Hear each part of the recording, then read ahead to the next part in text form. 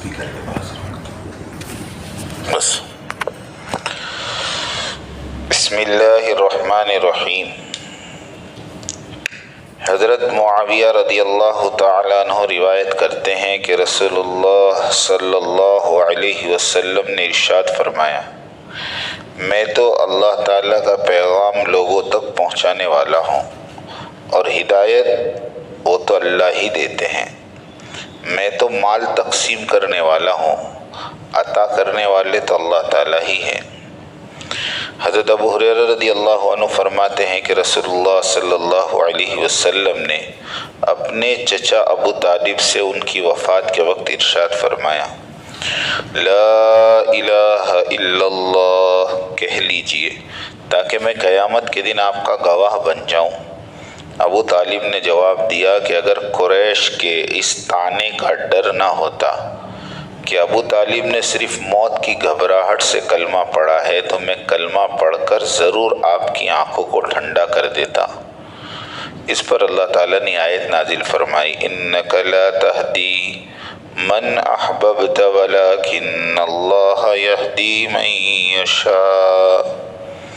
آپ جس کو چاہیں ہدایت نہیں دے سکتے بلکہ اللہ تعالیٰ جس کو چاہیں ہدایت دے دیں۔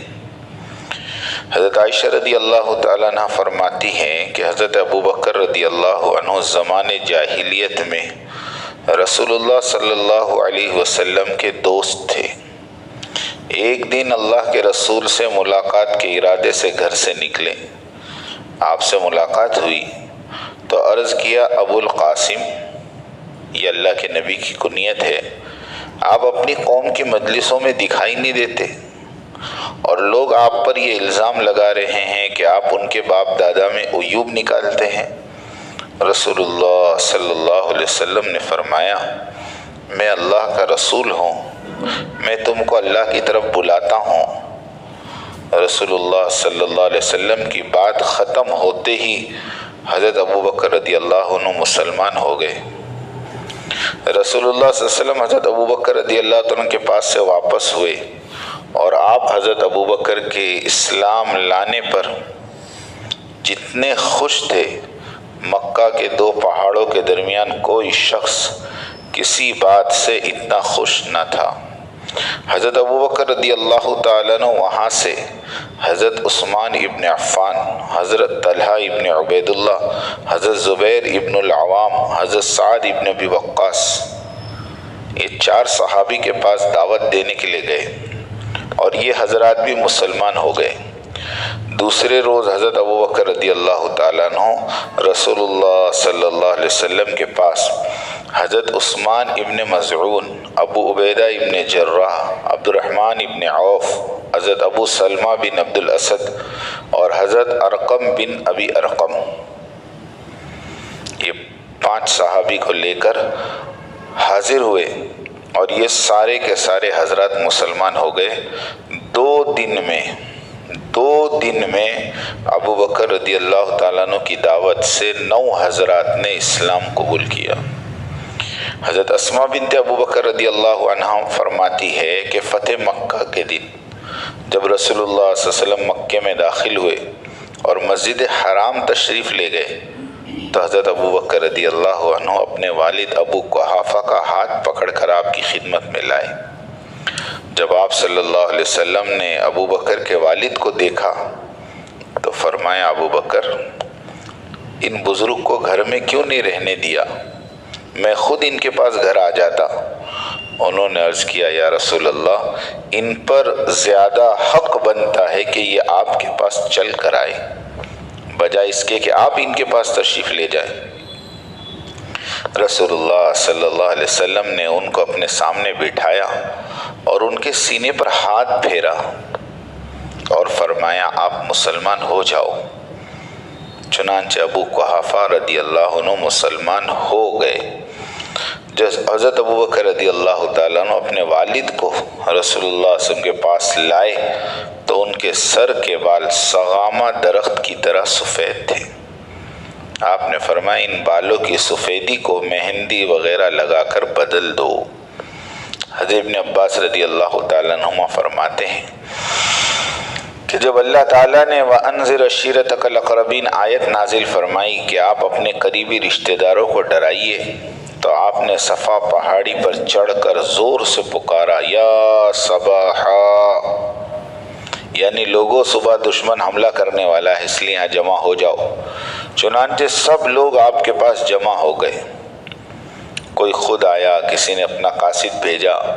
اس کے بعد آپ صلی اللہ علیہ وسلم نے فرمایا، بنو عبد المطلب، بنو فہر، بنو کعب، ذرا یہ تو بتاؤ، اگر میں تمہیں یہ خبر دوں کہ اس پہاڑ کے دامن میں گھوڑ سواروں کا ایک لشکر ہے جو تم پر حملہ کرنا چاہتا ہے، کیا تم مجھے سچا مان لو گے؟ سب نے کہا جی ہاں، آپ امین ہیں، آپ صادق ہیں۔ تو آپ صلی اللہ علیہ وسلم نے فرمایا، میں تمہیں ایک سخت عذاب آنے سے پہلے اس سے ڈرانے والا ہوں۔ ابو لہب بولا، اللہ کی لعنت ہو، نعوذ باللہ، تو ہمیشہ کے لیے برباد ہو جا، ہمیں اس لیے بلایا تھا؟ اس پر اللہ تعالیٰ نے آیت نازل فرمائی، تبت یدا ابی لہب وتب، کہ ابو لہب کے دونوں ہاتھ ٹوٹ جائیں اور وہ برباد ہو جائیں۔ حضرت منیب ازدی رضی اللہ تعالیٰ عنہ فرماتے ہیں کہ میں نے رسول اللہ صلی اللہ علیہ وسلم کو اپنے زمانے جاہلیت میں دیکھا، آپ فرما رہے تھے، لوگو لا الہ الا اللہ کہہ لو، کامیاب ہو جاؤ گے۔ میں نے دیکھا ان میں سے کوئی تو آپ کے چہرے پر تھوک رہا تھا، اور کوئی آپ پر مٹی ڈال رہا تھا، اور کوئی آپ کو گالیاں دے رہا تھا، اور یوں ہی ہوتا رہا یہاں تک کہ آدھا دن گزر گیا۔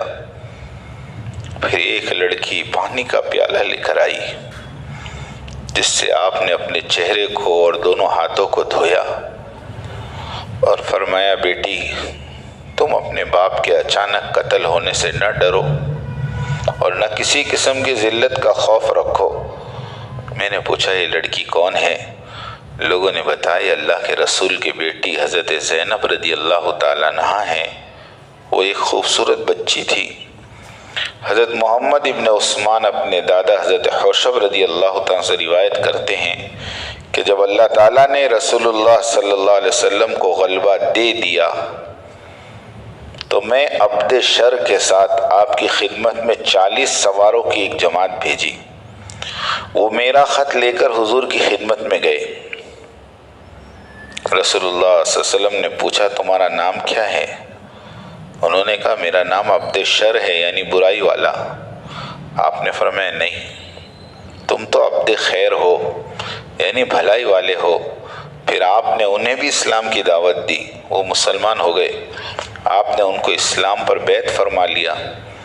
راوی کہتے ہیں کہ آپ نے خط کا جواب لکھا اور انہی کے ہاتھ حوشب کو بھیجا، جس میں اسلام قبول کرنے کی دعوت تھی۔ حوشب بھی اس خط کو پڑھ کر ایمان لے آئے۔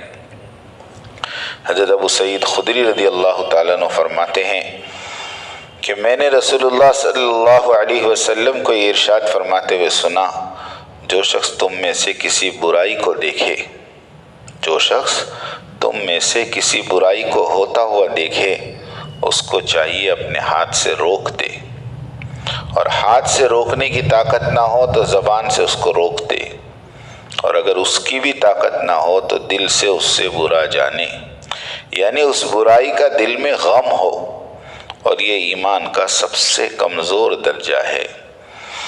حضرت نعمان ابن بشیر رضی اللہ عنہ فرماتے ہیں کہ رسول اللہ صلی اللہ علیہ وسلم نے ارشاد فرمایا، اس شخص کی مثال جو اللہ کا فرما بردار ہے اور اس شخص کی جو اللہ کا نافرمان ہے، ان لوگوں کی طرح ہے جو ایک پانی کے جہاز پر سوار ہو۔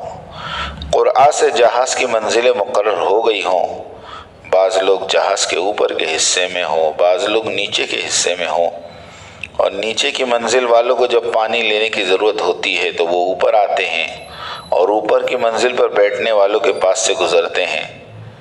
انہوں نے سوچا کہ اگر ہم نیچے کے حصے میں یعنی اپنے ہی حصے میں سوراخ کر لیں تو اوپر والوں کو تکلیف نہ دے تو کیا ہی اچھا ہو۔ اب اگر اوپر والے نیچے والے کو ان کے حال پہ چھوڑ دیں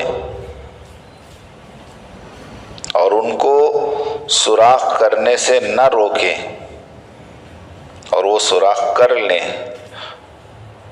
تو سارے کے سارے ہلاک ہو جائیں گے، اور اگر وہ ان کے ہاتھوں کو پکڑ لیں گے اور سوراخ نہیں کرنے دیں گے تو وہ خود بھی اور دوسرے تمام مسافر بھی بچ جائیں گے۔ حضرت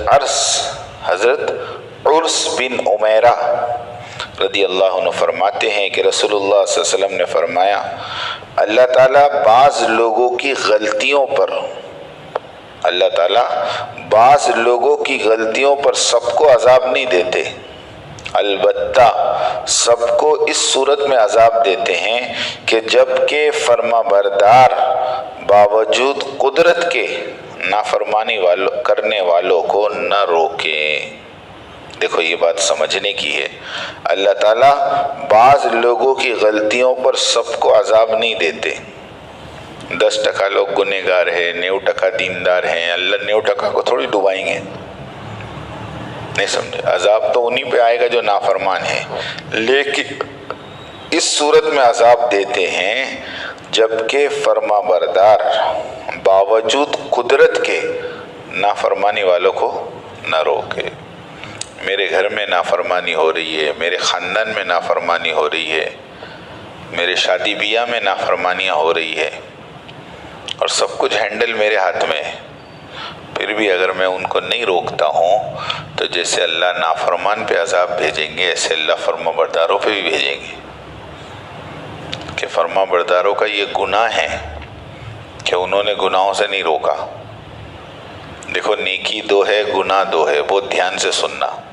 نیکی 2 ہے، ایک نیکی یہ ہے کہ میں کوئی عمل کروں اچھا، اور ایک نیکی یہ ہے کہ میں کسی کو اچھے عمل کی دعوت دوں۔ دونوں نیکیاں کیا ہے؟ الگ الگ ہے، سمجھ لینا بات کو۔ میں اپنی ذات سے نیک عمل کروں یہ الگ نیکی ہے، اور میں کسی کو نیک عمل کی دعوت دوں یہ الگ نیکی ہے۔ اگر میں عمل نہیں بھی کر رہا، ایک نیکی نہیں کر رہا ہوں تو دوسری تو کروں۔ لوگ یہ سمجھتے ہیں کہ میں نہیں کر رہا تو دعوت بھی نہیں دوں، غلط بات ہے۔ وہ نیکی الگ ہے، وہ نیکی الگ ہے۔ ایک آدمی نماز نہیں پڑھ رہا، رمضان آ گیا تو کیا کرے؟ وہ روزہ بھی نہیں رکھے کہ نہیں بھائی روزہ تو رکھ، نماز نہیں پڑھتا ہے مگر روزہ تو رکھ۔ نماز کے لیے روزے کو چھوڑیں گے نہیں، کیونکہ نماز الگ نیکی ہے، روزہ ایسے ایک آدمی نیک عمل کرے وہ الگ نیکی ہے، اور نیک عمل کی دعوت دے وہ الگ نیکی ہے۔ جو آدمی خود عمل نہیں کر رہا اس کو چاہیے دعوت دے تاکہ وہ دعوت کی برکت سے خود کرنے والا بن جائے۔ ایسے ہی گناہ بھی 2 ہے، سنو، ایک میں اپنی ذات سے گناہ کروں یہ گناہ ہے، اور ایک گناہ یہ ہے کہ میری آنکھ کے سامنے کوئی گناہ ہو رہا اور اللہ نے مجھے طاقت دی ہے بند کرنے کی، اور میں نے اگر اس کو نہیں روکا تو یہ دوسرا گناہ۔ بنی اسرائیل جو ہلاک ہوئے وہ اس پہ ہوئے، خود تو نیک تھے وہ، لیکن دوسروں کو گناہوں سے نہیں روکتے تھے۔ ہمارے کیا لینا دینا ہے، وہ جاوے ان کی جہنم میں، وہ جاوے ان کا کام۔ یہ اسلام کا مزاج نہیں ہے۔ تمہارے بس میں ہے تم روکو، نہیں روک سکتے زبان سے بولو، زبان سے بھی نہیں بول سکتے تو کم سے کم دل میں تو اس کو برا سمجھو۔ اگر دل میں بھی برا نہیں سمجھیں گے تو پھر ایمان ہی نہیں رہا۔ سمجھ میں آئی بات؟ ہاں، اس کے لیے اپنے گھر میں دیکھو، اپنے محلے میں دیکھو، ہے نا، سب کچھ ہو رہا ہے، تھوڑا سا ایکشن لیں گے تو گناہ ختم ہو جائے گا۔ ایک خاندان میں کبھی ڈی جے نہیں آیا، کبھی ناچنے والی نہیں آئی، کبھی نہیں ہوا، وہ خاندان بڑا پوتر خاندان، لیکن ایک نوجوان کھڑا ہوا، اس نے کہا میں میری شادی میں سب کراؤں گا، ہے نا، دیکھتا ہوں کون روکنے والا ہے۔ ظاہری بات ہے کون نے روکے؟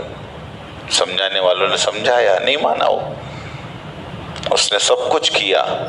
کہتے اس کے بعد سے اس خاندان کی شادیوں میں یہ چیز چل پڑی، اب قیامت تک جتنا خرافات ہوتی رہے گی سب کا گناہ اس نوجوان پہ جائے گا کہ اس نے شروع کروایا۔ ایسے ایک غلط چیز چل رہی تھی خاندان میں، ایک نوجوان کھڑا ہوا، اس نے کہا یہ نہیں ہوگا، سارے خاندان والوں کا نہیں، باپ دادا کے زمانے سے ہوتا نہیں ہوگا، ختم۔ اگر اس نے اس چیز کو ختم کر دیا تو قیامت تک وہ چیز جو ختم ہوئی ہے اس کا ثواب اس کو ملے گا. اس کو بولتے دعوت. یہ ہے دعوت کہ اپنی طاقت سے گناہ کو ختم کرو، اپنی طاقت سے نیکیوں کو رواج دو. کریں گے انشاءاللہ. اللہ عمل کی